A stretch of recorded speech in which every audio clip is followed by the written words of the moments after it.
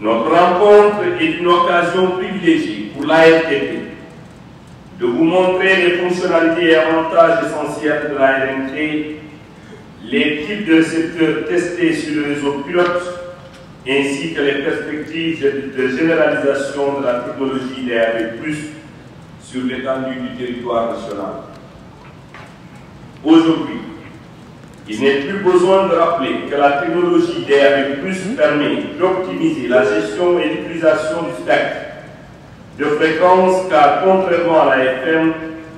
où il est dédié à chaque station une fréquence de travail, la RNT permet de diffuser sur un canal de fréquence unique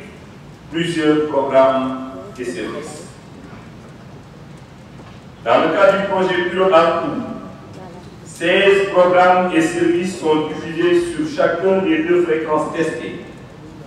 ce qui fait au total 32 stations radio embarquées couvrant la région de Dakar et la région de Thiès. Chers invités, il est aussi important de souligner que l'écosystème de la radiodiffusion numérique,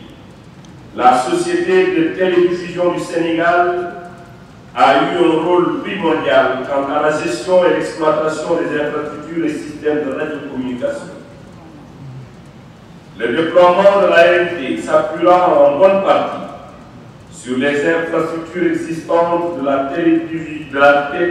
TNT. Désormais, les éditeurs de contenu se concentreront uniquement sur la production et sur les programmes. Mesdames et messieurs, je suis convaincu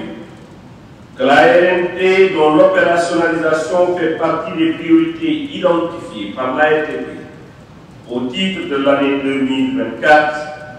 va offrir de belles opportunités et ouvrir de nouvelles perspectives en réponse aux besoins croissants de nouvelles fréquences ainsi que de développement du service innovant en matière de radiodiffusion. Parmi ces perspectives, nous pouvons citer la diversification de l'offre de l'industrie automobile sur la destination Sénégal avec la réception dual FM DAB+, qui pourra désormais être implémentée dans les véhicules importés vers notre pays. Ces atouts innovants impactera considérablement le marché de l'automobile, notamment en ce qui concerne, je le disais tout à l'heure, notamment les services de radio DAB+ et FM, et ne manquera surtout pas d'attirer l'attention des concessionnaires auto,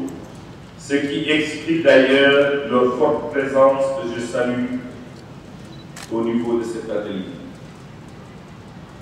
Ainsi, il est important de préciser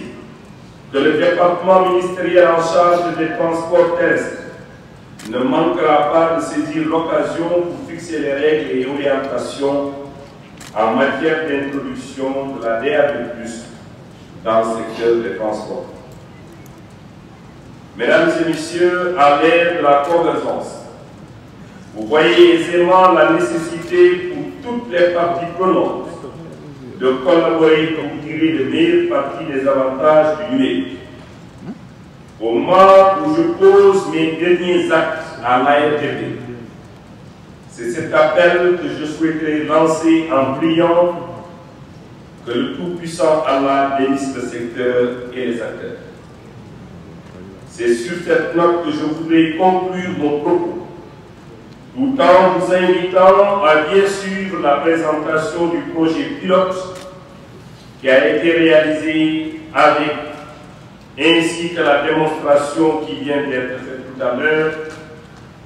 ainsi que la qualité de confort d'écoute que vous venez de découvrir avec la démo.